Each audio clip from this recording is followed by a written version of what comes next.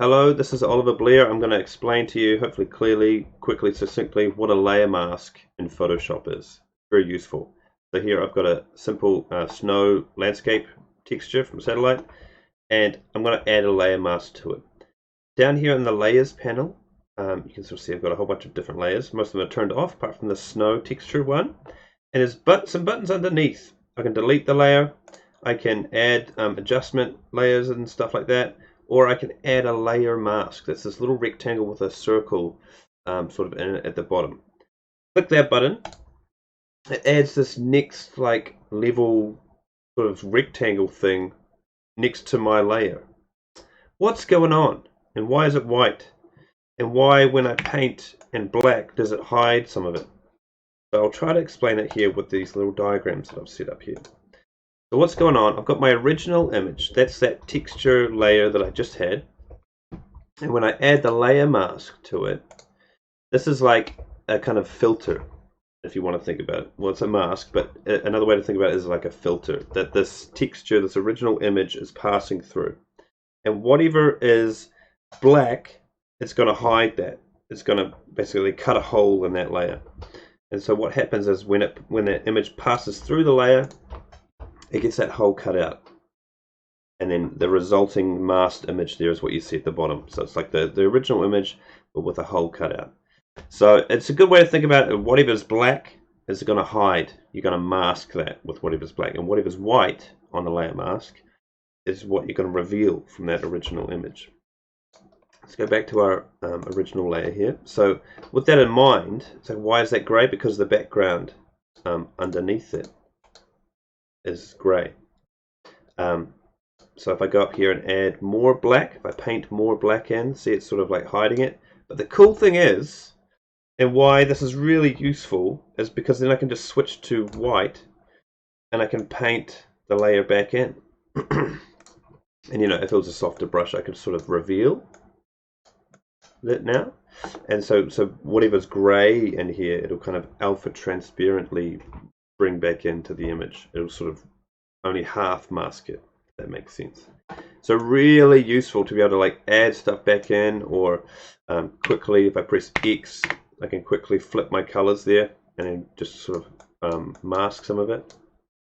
And it's like, oh, too much, I deleted too much, so now I want to just flip back to white again and paint back into it. One key thing to keep in mind is that right now I have the layer mask selected, and it trips you up all the time, but you sort of get used to figuring it out. So sometimes you might want to go back and edit stuff like this, for example, on that layer, and see now I can't paint because I've got that original image selected, and because it's a smart object I can't paint onto it. If it was a raster layer, then I can paint onto it, and see where I'm painting now it's white. Oh, what? That's not what I wanted, because I didn't have the actual layer mask selected. So keep that in mind, that you want to be only editing, you want to have the things selected that you want to edit. So yeah, that can sort of trip some people up. Make sure you just have the actual layer mask selected if you want to hide and reveal stuff. And if you want to alter that original image, that's when you'd go in and select on the actual texture there, on that actual layer image. Yeah. So the cool thing about this is it's called the non-destructive editing mode. So you're not actually going in with the eraser and deleting any of that layer. See, right now I'm actually deleting that original image. I can never bring it back.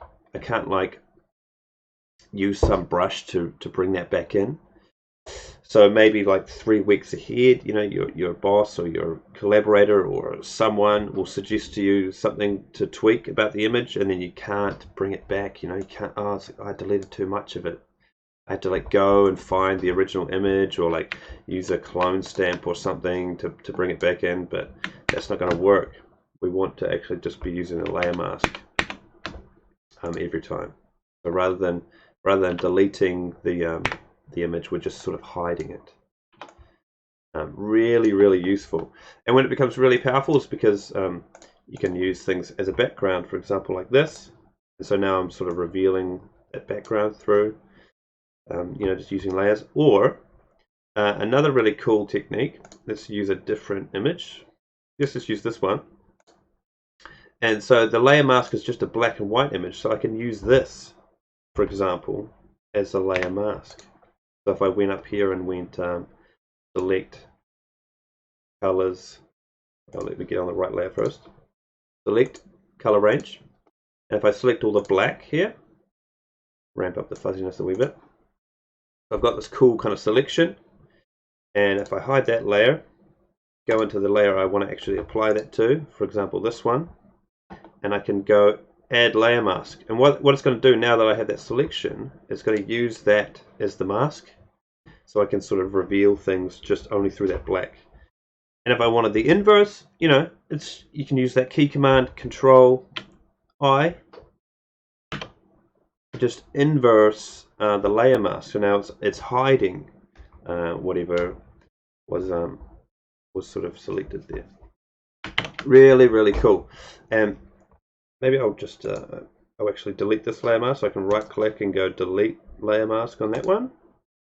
And what I can do is I can actually hold down Control and click on this layer mask here, or any layer actually, and it'll select the contents of it. So see if I go up here and Control click on this text, for example, it'll select the text that it was on, or this one here is that layer. But I want to select the layer mask of that other one, so I'll get that, and I can apply that to this texture now. So add layer mask with that selection.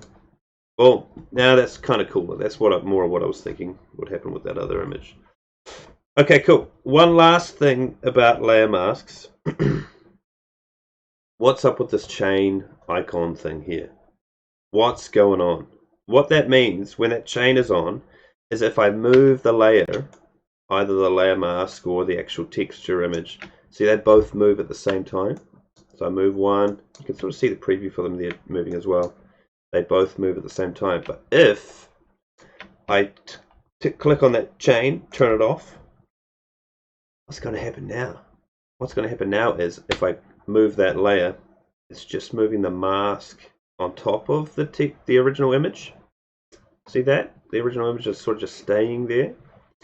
And if I go and select that original image and then move that,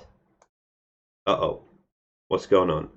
Now I'm moving the image behind that layer mask. So the layer mask is still there, but there's no sort of content there. So it's just sort of, yeah, very cool. So you can sort of cut things out of different things and then have a texture sort of filling in there, for example. Anyway, hopefully that explains a little bit about what these layer masks are and the power of them and how they can be really useful in the long run. Save you a lot of time re-editing things, bringing textures back in that you've deleted and so on and so forth. You can just hide and reveal on the fly whenever you want it. Non-destructive editing, very cool. Okay, see you guys later. Bye.